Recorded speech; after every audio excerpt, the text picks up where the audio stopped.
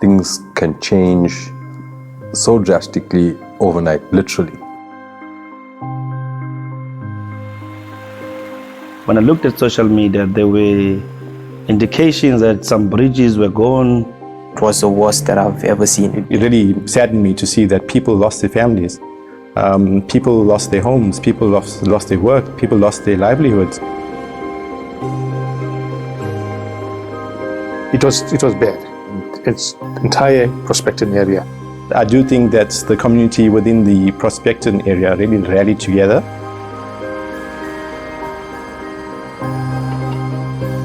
That was a day when our business was gone, underwater. So I clearly remember we were all standing at the gate. Our safety officer declared the site safe enough to walk into. The state of this place was unbelievable. There was mud everywhere. When I got to the offices, and there was nothing left. First floor was totally damaged.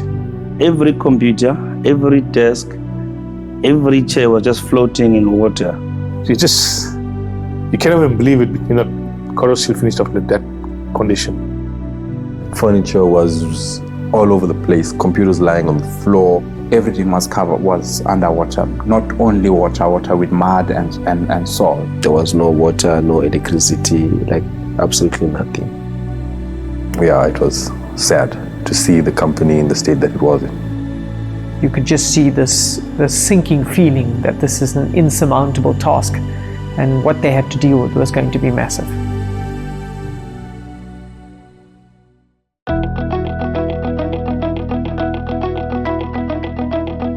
One would like to say we started with a very clinical strategy on how to tackle this, but it was such a mess, you didn't know where to start. Do you start at admin? Do you start inside the factory? Do you start in a car park? I suppose the way we jumped in initially was just everyone got stuck in. We just said, let's just do as much as we can so we can see the wood from the trees.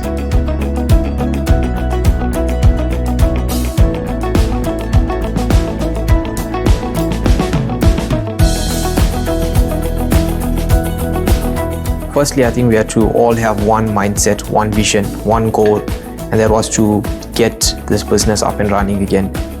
And the team said, we're not going anywhere. We are all going to be here. Please give us the campus, give us all the PPE, the gloves, and let's make a stand. And everyone rallied together and supported where we could. When I thought about 300 jobs that could be lost, and that for me was the timeline I was chasing every day. There's no other timeline that was in my head. We have customers now that needed production.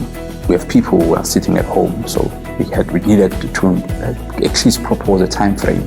My main focus was just getting our customers informed. I would say all our customers really came to the party, either to understand that we're going to be delayed, or they said, what do you need? Our factory was down completely, and we had to rely on our other plants to get it here. So the coordination of that was really intense, because the other plants, they've got their own market to see to, and then they've got the KZN orders that needs to be manufactured, dispatched to KZN.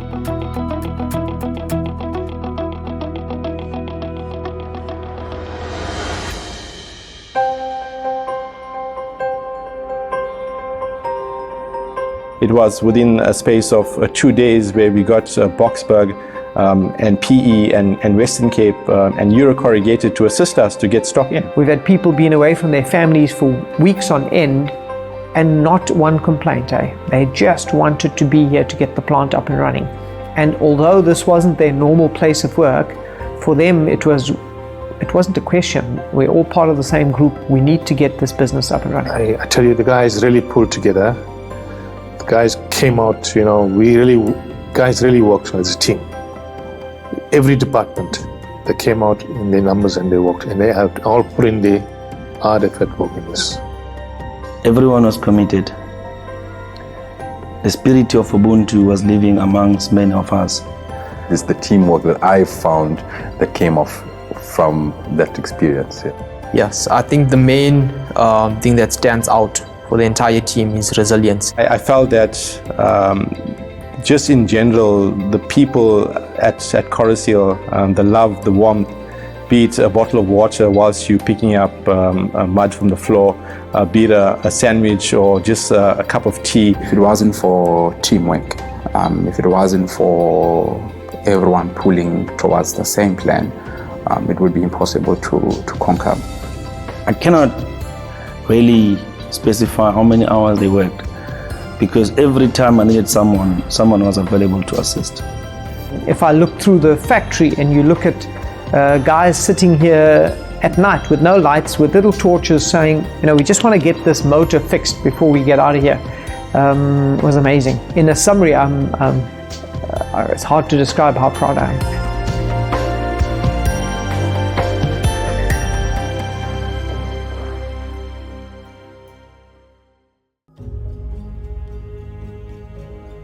You're stuck in it. It's quite easy to be despondent and say, we're going to throw in the towel. That was never ever even a question with anyone in our team. 6 weeks ago, we're nothing. We're mud all over the place, and now we're actually running our corrugator, our rotary die cutter, our ember machine, and we potentially will start up our Langston machine. That really shows great commitment from everyone in the team, and I'm very proud to be a part of this team. We have been doing well, but there's still a lot more that we can do and we will do. I tell you, I think this adversity has built a better sense of camaraderie and better sense of yes, just amongst just all the citizens of KZN. You look at the help that was given by fellow business people, by our customers, by our suppliers. Tomorrow's a new day. It's got its new opportunities.